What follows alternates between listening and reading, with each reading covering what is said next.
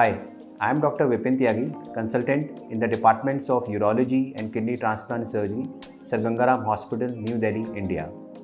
Today we will be discussing about the cancer prostate, everything a common person should know about it. And why we want to discuss this thing? Because cancer prostate is something which is not uncommon. It is the second most commonly diagnosed cancer in the male worldwide and the fifth most commonly cancer diagnosed among all the individuals globally. In India, the incidence of cancer prostate is about 9 to 10 patients per 1 lakh of male population, and it causes a significant morbidity and mortality.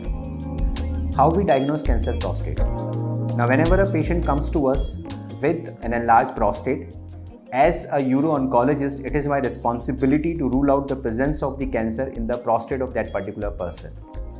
For that, I need two things. One is examination of the prostate through the rectum, which we called as digital rectal examination, in which we put a finger in the rectum of the patient and feel how the prostate is like.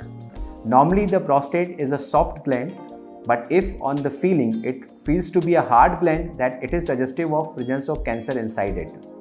The next test which we prescribe to the patient is serum PSA, which is prostatic specific antigen. Normally this antigen is less than 4 nanogram. If it is more than 10 nanogram, it is suggestive of a cancer inside the prostate gland. If it is between 4 to 10, it is a gray zone. Before evaluating the enlarged PSA, we have to also rule out the presence of any other condition because of which the PSA can be falsely elevated, like prostatic infection or any prostatic manipulation. So if there is no history of prostatic infection, if there is no history of any prostatic manipulation, still the PSA is more than 10, then it is suggestive of cancer prostate. If it is less than 4, then the chances of having prostate gland is less likely. If it is between 4 and 10, it is a gray zone which merits further evaluation. So if my patient has an enlarged prostate which on digital rectal examination is hard on feeling, or the PSA of the person is less than 10, then in these group of patient, it is my responsibility to rule out the presence of cancer. So prostate biopsy is the test to confirm the presence of cancer prostate. Rectal examination में जो हमें finding मिलती है या PSA जो बढ़ा हुआ मिलता है, वो ये सजेस्ट करता है कि कैंसर प्रोस्टेट हो सकता है, बट प्रोस्टेट बायोप्सी ये कंफर्म करती है कि क्या कैंसर प्रोस्टेट है या नहीं. This prostatic biopsy we normally do under the guidance of ultrasound so that we can evaluate every part of the prostate gland. This is a minor day care procedure in which the patient need not to be admitted in the hospital. The patient can come, get the test done and go back. Most of the time it does not includes any severe complications.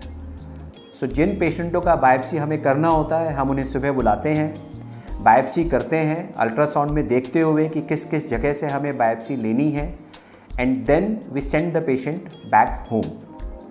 कुछ ऐसे मरीज होते हैं जिनका PSA 4 से 10 के बीच में होता है और जहां हमें डाउट होता है कि इस मरीज में कैंसर प्रोस्टेट है या नहीं है, तो अपने इस डाउट को कंफर्म करने के लिए कुछ मरीजों में हम उनको MRI सजेस्ट करते हैं, which we called as multi parametric MRI.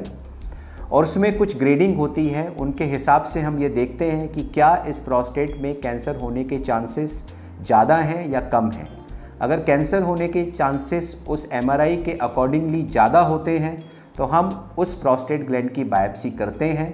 अगर चांसेस कैंसर होने के कम होते हैं as per the MRI, in those type of patient we keep the patient under follow up.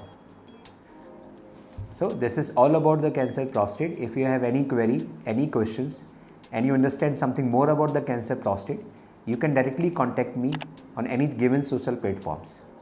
Thanks and have a wonderful day.